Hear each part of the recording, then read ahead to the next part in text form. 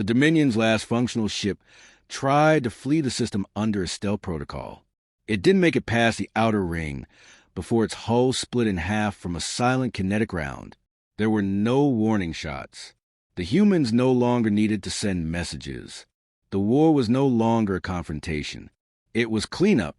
On Halcyon, scattered alien troops attempted to bury their gear and blend into the wilderness. Some disguised themselves as humans, stealing local clothes and altering skin tone with nanotech camouflage. It failed. Facial biometrics were intercepted. Thermal patterns tracked. The humans found each one. They didn't speak. They didn't lecture. They just ended it. The colony was no longer under siege. It was restored, fortified, and expanded. Walls reinforced with salvaged alien armor. Drones converted from enemy wreckage patrolled the skies. Fields were replanted in exact formations, less for agriculture and more for visual alignment with the colony's targeting systems. Everything doubled as a weapon. A shuttle descended from orbit, bearing insignia from Earth's unified diplomatic corps. The ambassador stepped out onto the charred landing pad, flanked by war-hardened advisors. No soldiers met them. Just farmers with clean boots, straight backs, and weapons slung over shoulders like tools. One of them handed the ambassador a crate of alien hard drives, sorted by priority. Classified information, military data, everything salvaged from the destroyed Dominion fleet. The ambassador asked how they'd acquired it. The farmer replied, "They left it lying around. We cleaned up." Back in Dominion space, the silence from Halcyon became unbearable. The Central Command dispatched a reconnaissance AI to piece together the truth. It arrived on the edge of the system under a data cloak protocol, transmitting in tight band. It lasted 17 seconds before its signal was severed. Its final recording showed what the humans had turned the orbital debris field into a latticework of autonomous satellites, tether wreckage, and old Terran mines forming a kinetic kill zone. No warning, no noise, total system denial. Refugees from the failed invasion began drifting through neutral zones. They didn't speak much. The few who survived surface engagements showed signs of trauma, usually seen in long-term POWs. Except they hadn't been imprisoned. They described coordinated ambushes that used their own communications against them. They mentioned drones flying at angles physically impossible for standard propulsion. One described a human walking through fire untouched, dragging a Dominion officer behind him like a sack of grain. No one believed them until the footage was leaked. It circulated through black markets and data forums under a single label: "Do not provoke Earth." The Dominion panicked. They activated war councils, scrambled border fleets, began drafting contingency treaties. They issued classified alerts to all member species. Avoid human colonies until further notice. Do not engage. Do not respond to distress calls. Assume all colonies are military installations. The truth they feared wasn't that humanity had grown strong again. The truth was humanity had never stopped being strong. They just hadn't needed to show it. Until now, a conference was called. Dozens of species, diplomats, generals, analysts. They met on neutral ground, the Celestial Hold, a massive station designed to mediate peace. A human envoy arrived late. Alone. No guards, no aides. Just a single man in a worn-out jacket with a data stick. He sat quietly while the others debated sanctions, reparations, apologies. When it was his turn to speak, he stood. "We asked for nothing," he said.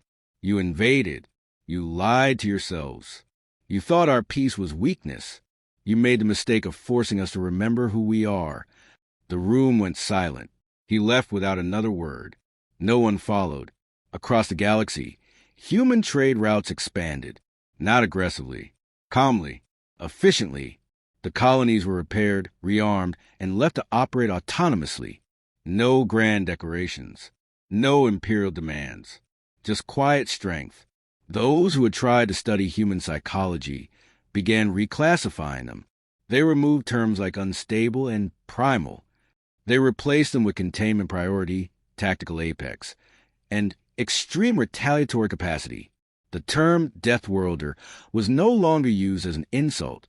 It became a formal warning in star charts. On Halcyon, things returned to routine. Fields flourished again. Workshops buzzed with the sound of rebuilding. Children played near bunkers with walls 3 meters thick. Every tool doubled as a weapon. Every hand remembered what war felt like. But the colony wasn't angry. It wasn't bitter. It was patient. A young colonist asked an elder why they didn't chase the Dominion across the stars and finish it. The elder smiled. Because the lesson's already been taught. Next time, they'll remember. Far away, in a Dominion command center buried beneath kilometers of armored stone, high-ranking officials watched simulations of the Halcyon engagement. They tried to model alternate outcomes. Each scenario failed. They fed every strategic advantage into the AI. Superior numbers, orbital dominance, chemical weapons, psychological warfare. Every time, the simulations ended with the same message. Colony remains undefeated. Hostiles escalate in response to pressure. Advisable outcome, avoid conflict. One admiral couldn't believe it. He commissioned a secret research project to uncover the real reason Earth had managed to win. What he found horrified him. Halcyon was not a military base, not even a strategic world. It had been designated as a low-priority settlement for veterans, farmers, and retired personnel. The humans hadn't deployed their military. They hadn't sent reinforcements. What the Dominion fought on Halcyon was a civilian population, retired, under-equipped, isolated, and it had annihilated a Dominion war fleet. The admiral collapsed in his chair, whispering, "Then what happens when they send soldiers?" In a distant human command vault buried beneath an asteroid, Earth's high command reviewed the logs. No emotion, just data. One of the observers, an old general with a cybernetic eye, closed the report and said, "They'll be quiet for a while." Another nodded. "Until the next empire forgets." The general leaned back. "Good. That means we'll be ready. We always are." Elsewhere, across the stars, alien children asked their elders if the stories about Earth were true. The elders nodded gravely. One child asked, "Are they monsters?" The elders shook their head. "No, monsters kill for fun. Humans kill because they must, and when they do, it's never forgettable." An older war historian later classified Halcyon not as a battle, not even a campaign, but as a reckoning, a calculated warning dressed as a war. He called it the clearest demonstration of patience with power the galaxy has ever witnessed. His final words in the report were redacted, but in private logs he wrote, "If this is what a peaceful human colony looks like, may the stars protect us from what a wrathful one becomes." And somewhere deep in a dark part of space, a forgotten Terran satellite blinked back online. It opened a file, labeled Response Protocol Alpha. Below it, a single sentence pulsed in red. "Initiate only if they forget again." The galaxy watched in silence as the remnants of the Dominion's once mighty fleet drifted aimlessly, a testament to the catastrophic miscalculation of underestimating humanity. In the aftermath, a coalition of species convened in secret, desperate to understand how a single human colony had dismantled a force that had subjugated entire civilizations. Analysts pored over battle data, attempting to decipher the tactics employed. They found no grand strategies, no superweapons, only a relentless adaptability and an uncanny ability to turn every disadvantage into an asset. The conclusion was unsettling. Humanity's strength lay not in their technology, but in their indomitable will. On Halcyon, life resumed with a quiet determination.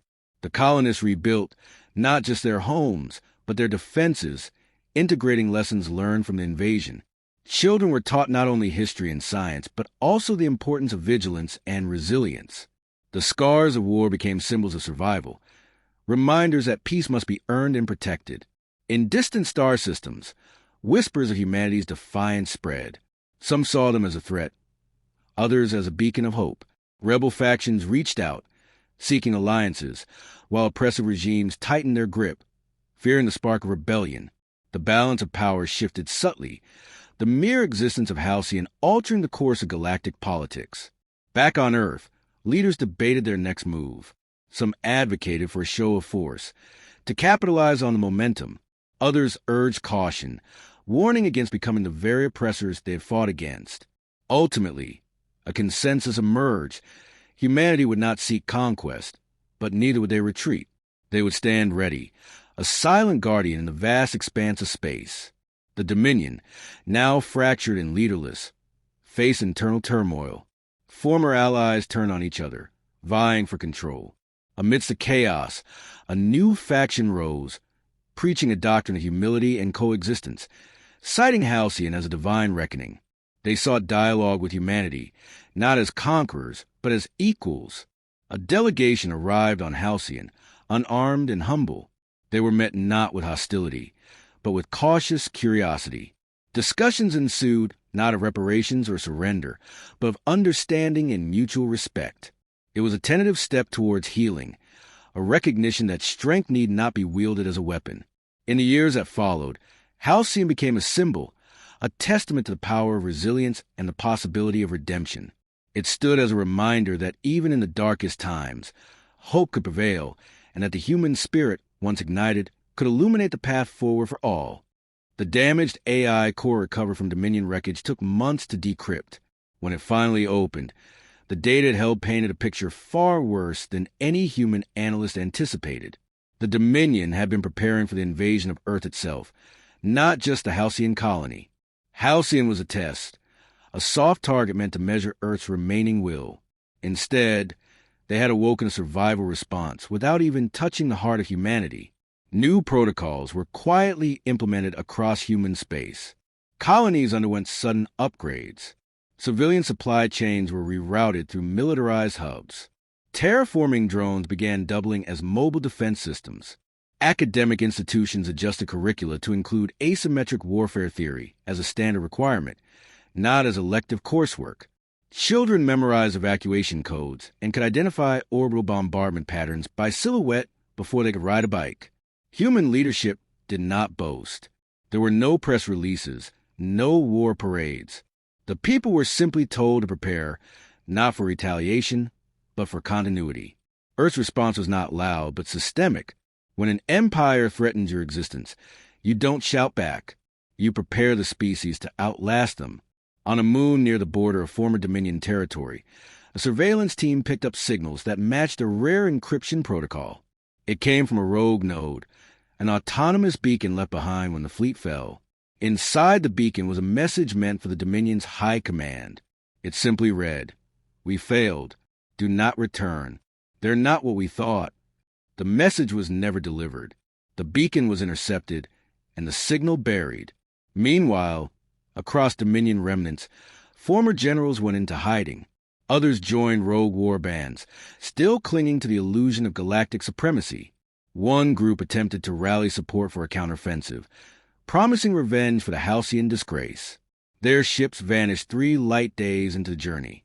No wreckage, no survivors, no energy signature. Rumors of an anti-fleet device circulated, but no proof surfaced.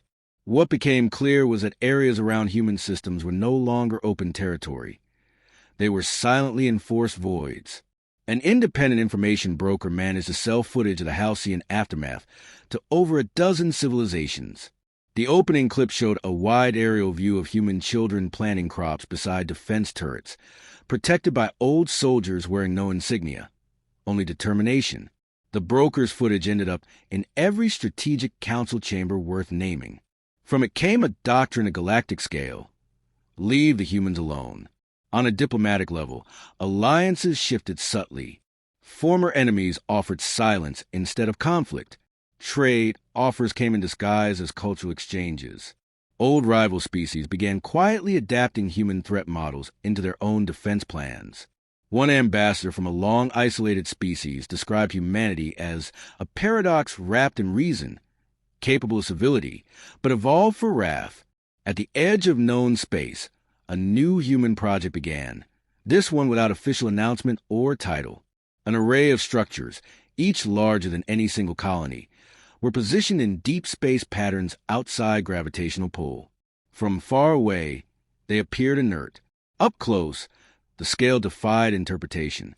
A pilot passing too near one such structure reported an overwhelming electromagnetic silence, followed by immediate hallucinations of orbital firestorms and ghost transmissions in dead languages. He never flew again.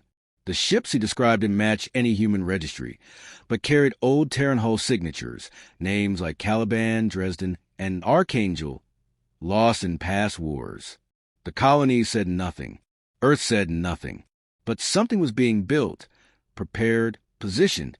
Years passed, and the memory of the halcyon engagement didn't fade. It grew. Students studied it as a defining moment in interstellar history. Military academies simulated it under every variable and always reached the same conclusion. No superior technology could compensate for what the humans used. Adaptation, coordination, absence of hesitation, total emotional control under pressure. These factors couldn't be replicated with algorithms. It wasn't training. It was identity.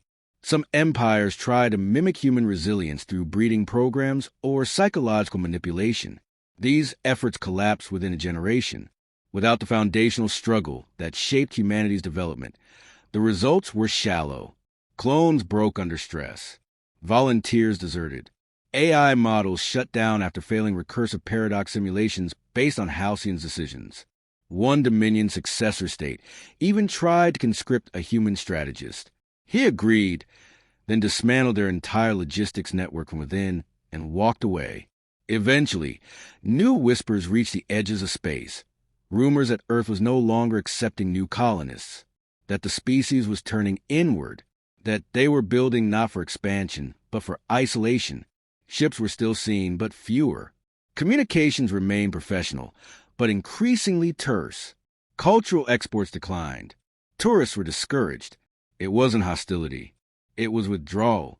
Some believed it was guilt. Others said it was fear of becoming the same as those they defeated. But the truth was simpler. Humanity had learned what they needed to know. The galaxy could not be trusted with peace, so they would maintain their own. In deep space, on a rogue moon converted into a silent archive, a human operator compiled incident reports. Not on attacks, but on apologies. Other species now sent daily transmissions expressing regret over past actions. Old invasions were acknowledged. Historical wrongs were addressed. Some even asked for mentorship. Earth didn't reply. It didn't need to. One of the archived messages came from a child, the child of a former Dominion officer who had defected and fled to neutral space. The message wasn't formal. It was a question. Will we be punished for what they did? The operator flagged the message. He didn't delete it. Instead, he wrote one sentence in response and marked it for future review. You won't be punished, but you'll never be forgotten. In the background, the colony worlds kept expanding, not in size, but in depth. Underground networks now ran through most human territories, capable of surviving surface extinction. Seed vaults, AI backups, biomes, bunkers with libraries of every major species in the galaxy, including their weaknesses. Humanity wasn't preparing to fight. They were preparing to outlive. Historians from neutral species who requested access to Halcyon were denied, not rudely, just simply. The message was clear. What happened there wasn't a story for outsiders. It was a scar, a living scar worn with purpose. Eventually, a new power emerged. Not an empire, an ideology. Entire worlds began adopting human survival principles. Non-humans began settling their colonies using Terran agricultural techniques, education models, and defense strategies. Some even trained under former Terran advisors. The result wasn't a human-led coalition, but a culture of caution. A galactic memory formed, one centered around a single phrase. Don't provoke Earth. No statue was ever erected. No holiday ever declared. But in the quiet hours between transmissions, space stations across thousands of systems left one channel open, just one, on an old Terran emergency frequency. Not because they expected a distress call, but because deep down they all knew if that frequency ever activated, it wouldn't be to ask for help. It would be to issue a warning. And no one wanted to be on the wrong end of it.